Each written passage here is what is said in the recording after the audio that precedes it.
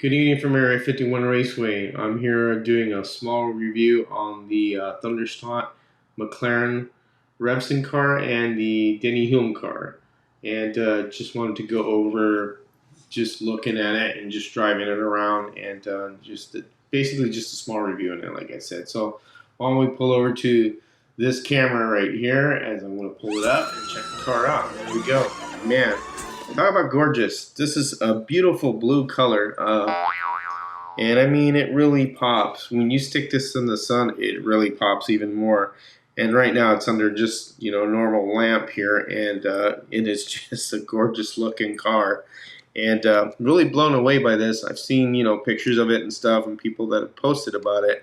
But having it in your hands is, man, it's just something really, really beautiful. And what I've done is already kind of done my adjustments to get this on the track. And so it's almost tuned all the way. There's some things I want to do to it, like change the guide. And there's one thing I want to go over, which is the body float adjustment. And I want to thank John Albright. He's the one that pointed this out to me.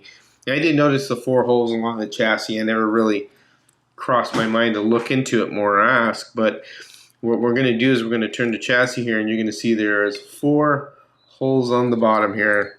And all the cars have them, and I didn't really think of it, and I apologize for not pointing this out. So as you see, there's 1, 2, 3, 4. Now those are for grub screws, and they are specifically for the Thunderslot ones because they're the same size as the front axle here. The grub screws for the front axle, and what they are 2.5 millimeter grub screws, 2.5 by 3 millimeters. And what this is to limit the body travel, or set the body float actually, on this car. So there are the holes there, and I'm going to show you on the Denny Hulme car. I'm going to pop this out because I cannot do anything with this car because when I got it, it was missing one body screw. So here's the Denny Hulme one, of course.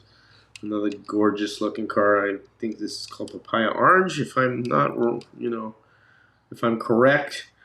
And it's a really beautiful looking car too. And that really pops in the sunlight as well. So here's the chassis to it. So this is basically where the 4 screws would be right here. These 4 points right here. And I'll show you the body. What it is these have pads right here, 1, 2, 3, and 4. And the grub screws will go slightly against it. And what you do is you just set your height, your amount of travel, put them up all the way and screw them down, and what it'll do is it'll limit, or it'll set how far the body float you want it to move up and down. So that's pretty cool, and all these Thunderslots have it. And this is one of those things that other guys point out that this is what I like about the hobby, is that guys will share information like that, and I didn't really look into that or really question it, and that's pretty cool. So hats off to Thunderslot, of course. So you could set your body float on these cars, which again, thank you, John, for informing me of that, because he's the one that pointed it out. So you could fine tune them. If you don't want to do it, you don't have to do it. That's totally up to you. It's part of just tuning a car. If you feel that you don't need to set any body float travel, then go with what you got. If it runs good on your track and you're happy with where you're at, then leave it at that. So just another good tip from another, old school racer. That's John, just like Harry. And it's really interesting how, things are incorporated in the chassis and you don't realize it until people point it out. So that's pretty cool, and I'm going to, take care of that. Now, LEB did respond to me right away about the missing body screw. I sent them a picture of it, and thanks to LEB Hobbies for being real quick, because they answered my email within like 2 minutes. It was super fast, so they're on the ball, and they were, apologize, but it's nothing of their fault. It just happened. So let's send me a body screw. Plus, I ordered some grub screws from them anyway, so they don't have to pay for the extra shipping for one stupid body screw, because I do need the grub screws for these. So, and all the other cars have that on all the other chassis, the Elvas and everything. So I'll be messing with that and fine tuning it. And again, it'll set, your body float. If you don't want it to travel that much, you could limit it from moving, which is pretty cool. So we're going to throw this on the track. This is pretty much the tires have been treated on this, and I only let the treatment set for about an hour.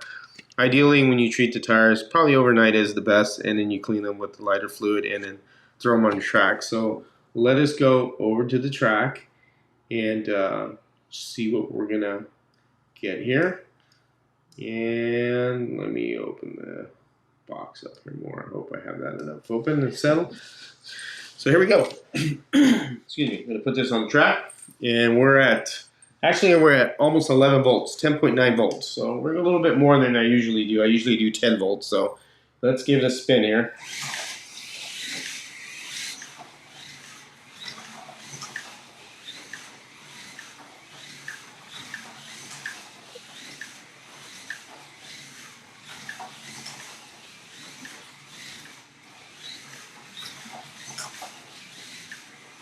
A little bit fishtailing there. Yeah, woo, that's a big fishtail right there. I got a, good amount of body float on this. But it's a happy car. It goes on the track really nicely.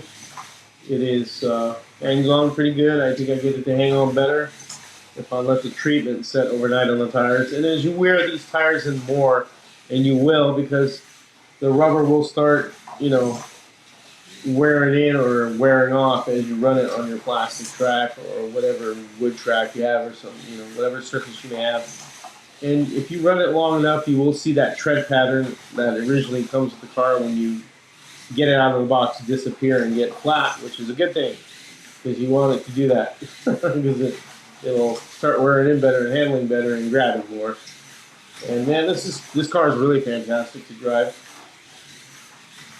Nice and smooth. And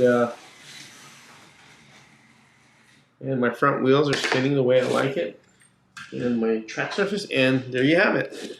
And that's it, boys. That's pretty much a whole kit and caboodle with this car. And again, what a fantastic car.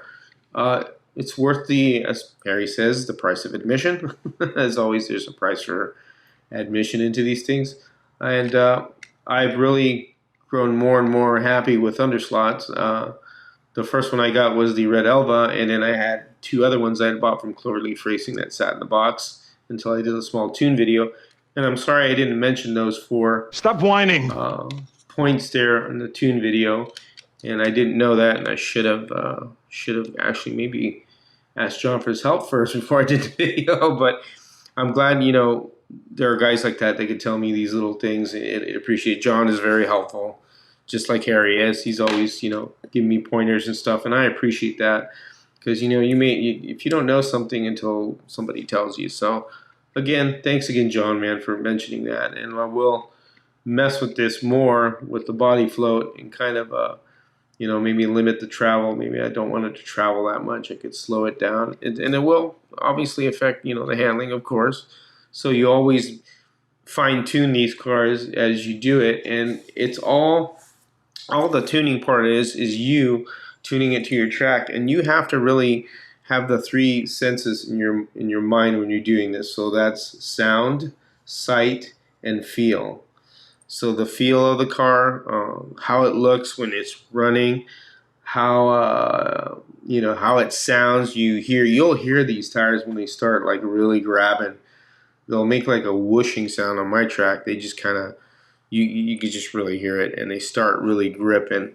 And again, when you get these cars, check them out, pull the body off. Obviously, you saw that I had a missing body screw, and that's something that LEB will take care of right away.